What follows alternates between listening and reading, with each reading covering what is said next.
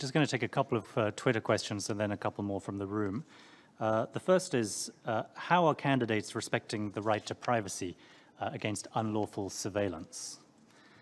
And the second relates to child rapes in the Central African Republic.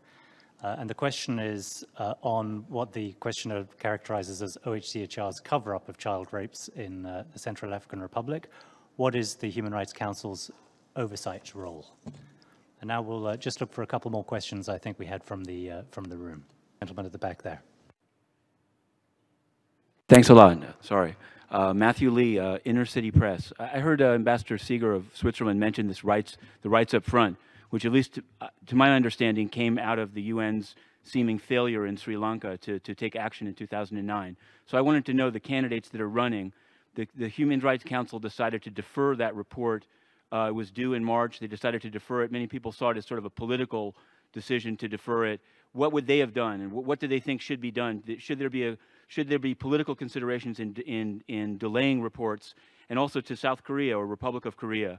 I know that there's some freedom of the press issues. There was a journalist that was deported or told he couldn't leave, then forced to leave for writing about the president. There's also, it seems that for journalists, it can be illegal to report positively on Democratic People's Republic of Korea, which is obviously on the agenda of the Human Rights Council. So I wonder, how does this jibe with running for the council in terms of the freedom of journalists, and if the other candidates want to speak to the place of freedom of the press in their candidacy for the council? Thanks. Thank you very much. Violation of the right to privacy, except under judicial orders, which is the way it should be. With regards to dialogue on human rights, like I said, it's an ongoing thing with all the ONGs and the government institutions that have been created in Panama. And it's been very successful, and the civil society is very active and is very much participating in the new evolution of our judicial institutions. Excuse me, Ambassador, if I may just ask if you could try to wrap up your remarks. Take a few more seconds if you would like, but if you could work to the end. If you want to say a last thing. Yes, the last point was that we support the resolution on the issue of child rape. Thank you. Thank you very much. Republic of Korea.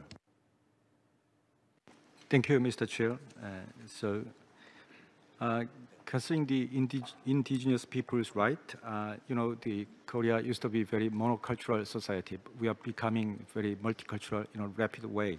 So it's a slightly different issue, but there used to be some mishandling of this new phenomenon in Korea, but we are very rapidly catching up with the mechanisms in place to deal with this issue of the rapidly growing the multicultural the problems.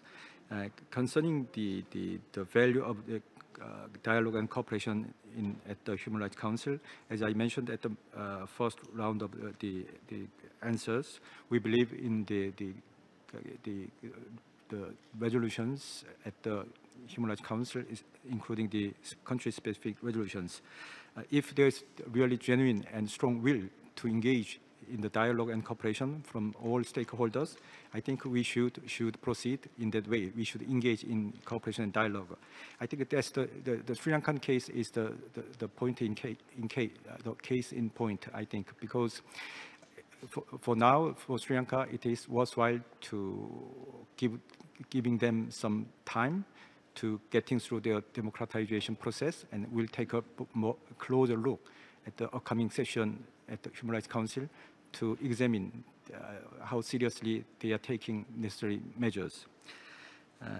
Concerning the right to privacy and illegal supervising, I think Korea is guaranteeing same level of the protection to those rights on those freedom online, equally compared with the freedom of expression offline. And then concerning the sexual orientation and gender inequality, I already answered at the first round. And then concerning the questions about the freedom of expression in Korea, My country is fully respecting the freedom of expression, and then we are one of the co-sponsor countries for the freedom of expression resolution at the UN Human Rights Council. Domestically speaking, when there is defamation and infringing the rights of other people, or there is the direct threat to our national security or public order, in this case, exceptionally, we are giving some restraint in exercising the right of expression. I think my colleague from the Inner City Press mentioned one journalist case in Korea. In the case, there is some the legal filing from civil society, and then our judiciary branch of the government, our court, they made their own judgment, and that clearly violates the code about the freedom of expression. So the judiciary process has been guaranteed, and then according to the public opinion, the one-sidedly there is some consensus about that, even the public opinion. And then concerning, he mentions also some question about our national security law. The country is still divided, and then getting the real military threat on a daily basis coming from the north. We have the national security law still in place, but that has been revised several times, and then it's been applied in an exceptional basis only when there is a direct threat to our national security, and at the same time we are taking very serious look whether it can it can inflict the freedom of expression or freedom of any kind of freedom of our citizen.